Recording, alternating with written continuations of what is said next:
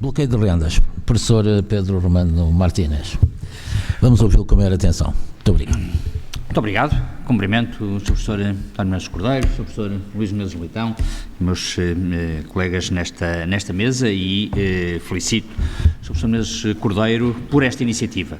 De facto, foi por iniciativa do Sr. Professor Menezes Cordeiro que viemos a discutir e que estamos agora aqui a discutir esta proposta e, de facto, a proposta justifica múltiplas considerações. Vou falar sobre o bloqueio, congelamento de rendas e, antes de entrar propriamente nesta questão do bloqueio, queria aludir a duas questões prévias. Em primeiro lugar, uma questão até laudatória para esta proposta e outra um pouco mais crítica. A laudatória foi com alguma satisfação que vi uma reabilitação do subarrendamento. O subarrendamento, desde há bastante tempo, tem sido mal entendido. Eu dediquei algum tempo da minha vida à análise destas matérias subcontratuais, entre as quais o subarrendamento, e de facto há sempre uma ideia subjacente de estarmos perante uma figura em que há uma especulação. Mas, na realidade, não tem necessariamente, poderá haver, evidentemente, como múltiplas outras realidades, mas o subarrendamento tem vantagens, como eventualmente poderia deduzir-se desta proposta que vem referir. Acontece, porém, que ao atender-se a este mecanismo e ao reabilitar-se, como disse, o subarrendamento, depois remete-se para um anexo, o anexo primeiro, e fica-se com algumas dúvidas como é que se pretende esta reabilitação. Admito que seja com base nas regras constantes do Código Civil, artigos 1060 e 1088 e seguintes, mas há várias dúvidas. Será que se pretende aplicar o limite da subrenda do artigo 1062? Este mecanismo pressupõe automaticamente a autorização que o legislador impõe e, já agora, enfim, deixava esta pergunta a quem vier se avançar esta proposta. Será que pensaram na previsão constante do artigo 1090, em que o senhorio pode substituir-se ao arrendatário e estabelecer a relação direta com o subarrendatário nas situações de subarrendamento total, ou seja, isto desvirtua completamente o mecanismo que foi criado, porque, na realidade, se aplicar o regime do Código Civil, faz-se um subarrendamento e depois deixa de funcionar como subarrendamento. Por outro lado, além desta questão do subarrendamento, no fundo não iria fazer aqui em grande detalhe, mas a redação não é muito feliz com alguma frequência. Eu convidava-vos somente a ler o artigo 13, número 6. O artigo 13, número 6, está eivado de falhas de português. Primeiro tenho algumas dúvidas que um contrato incida sobre um objeto. Mas, admitindo que sim, a utilização do mesmo verbo, duas vezes no mesmo número pequeno, incidir duas vezes, repetir sobre imóveis, sobre os quais, enfim, se calhar haveria necessidade aqui de alguma, eu dei este exemplo e poderíamos falar noutros, mas algum cuidado na escrita impunha-se, mesmo numa proposta, enfim, esperemos que depois, quando passar para lei, que venham corrigidos e que seja redigido de outra forma. Bom, entrando propriamente na questão do congelamento de rendas, a figura, como já foi referido, Sr. Professor Menezes Cordeiro, não é desconhecida, pelo menos desde o princípio do século XX, conhecemos algumas situações de bloqueio de rendas em que houve congelamento em momentos particularmente complicados, nomeadamente com o início com a Primeira Grande Guerra, em que se verificou essas situações. Portanto, estamos perante uma realidade que não é totalmente desconhecida. Agora, a questão é saber como é que ela foi posta em prática neste sistema e as dúvidas que a mesma poderá colocar. Este designado bloqueio de rendas apresenta-se no diploma em duas vertentes. Numa primeira, relativamente aos novos contratos de arrendamento, e numa segunda, relativamente aos arrendamentos anteriores a 1990. Portanto, isto vem logo indicado no artigo 1º e depois referido concretamente nas situações subsequentes. Começando pelos novos contratos de arrendamento que o artigo 13 desta proposta de lei atende.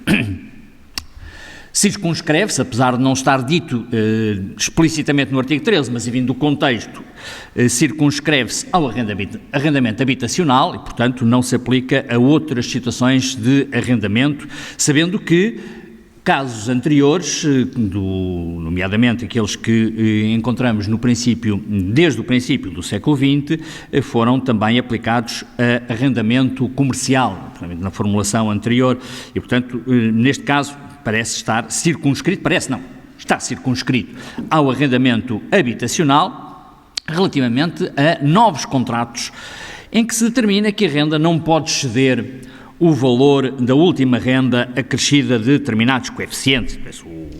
Os números 1, 2 e 3 desse artigo 3º indicam várias formas de coeficientes que deverão ser tidos em conta relativamente à renda anterior. Admitindo como exceção que não se aplicasse, ou melhor dizendo, que pudesse haver um coeficiente superior na hipótese de haver uma remodelação ou restauro profundo. Evidentemente, depois ficamos sempre com a dúvida o que é que será a remodelação ou restauro profundo, mas nesse caso seria admissível um aumento maior relativamente à renda anterior. A dificuldade coloca-se logo relativamente a uma situação, estamos a pensar sempre em novos contratos de arrendamento em que tenha havido rendas anteriores, ou seja, que aquele local já tenha estado arrendado. E, portanto, o problema que se coloca é a de estarmos perante uma habitação que nunca esteve sujeito a arrendamento e como é que vamos aplicar este regime, que evidentemente que depois, por outra via, nomeadamente a do artigo 24 do NRAU, poderia haver aqui também um mecanismo de fixação de valor, mas no fundo está pensado para novos contratos de arrendamento sequenciais, isto é, de habitação que já tenha sido arrendada, não para aquela habitação que entre naquele momento no mercado e, portanto, há esta dificuldade no que respeita a essas situações e, portanto, está pensado, se calhar, enfim, para um caso com alguma frequência e levanta um problema significativo. E o problema significativo que coloca é o de limitar a autonomia privada no que respeita à negociação do valor da renda. Compreende-se a razão, no fundo é isso que está subjacente a esta proposta, que é a de pôr em causa ou de evitar, de minimizar a especulação e, portanto, ao conseguir-se determinar um valor de aumento reduzido em função dos coeficientes, já não haveria essa especulação. Todavia, o problema da especulação, é evidente, é que haja uma forma negativa de atender à regra da autonomia privada na negociação, nomeadamente do valor da renda.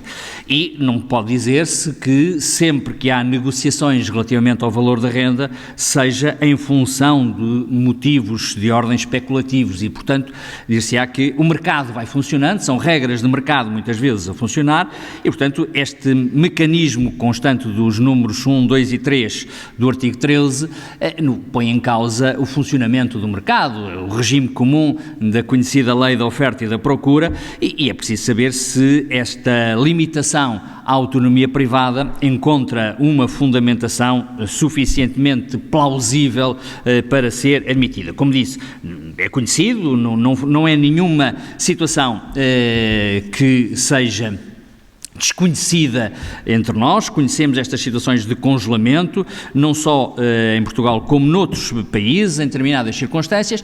A questão está em saber por quanto tempo vai durar esta limitação e, portanto, não está prevista nenhum caráter temporário para a limitação e, portanto, não é para resolver um problema pontual.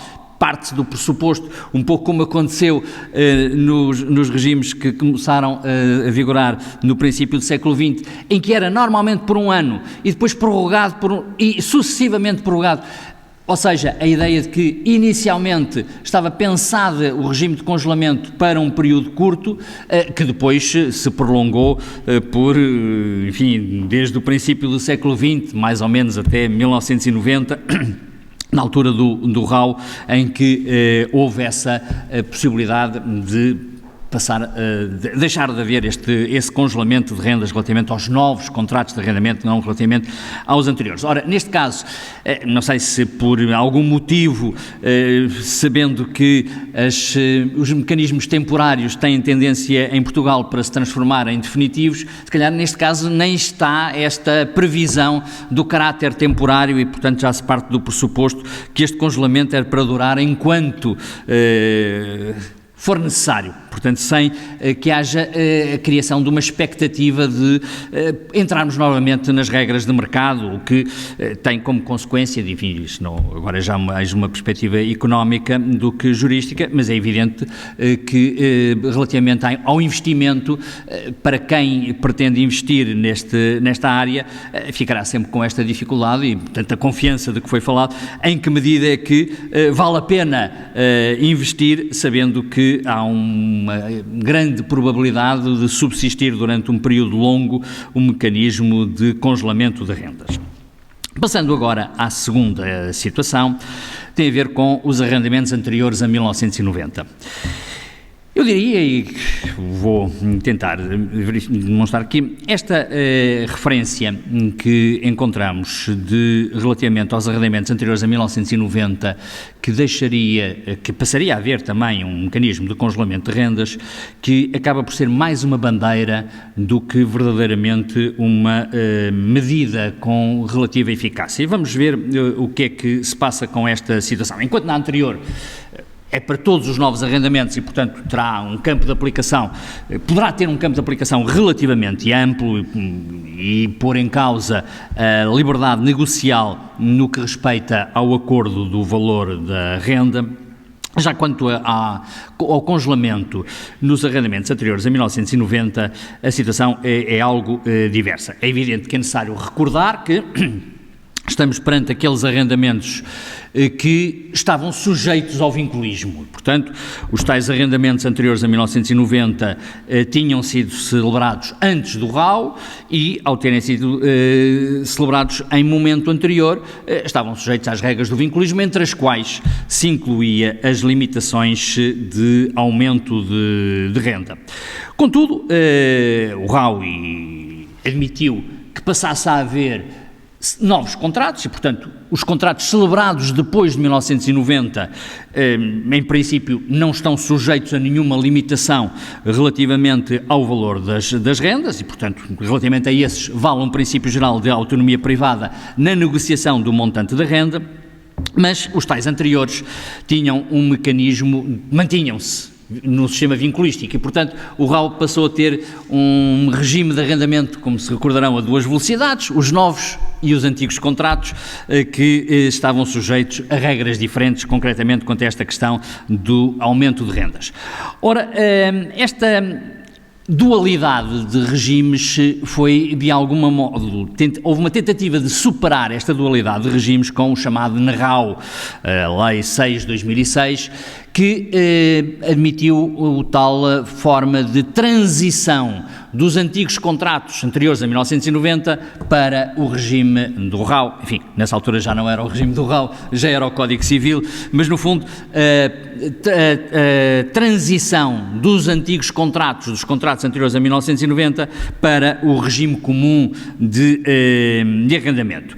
E essa é a solução constante dos artigos 35 e 36 da Lei 6/2006, que tem, de facto, por motivos vários, seja tendendo a questões de direito transitório, seja por proteção desses inquilinos nos contratos anteriores a 1990, tinha um mecanismo com alguma complexidade, particularmente a do artigo 35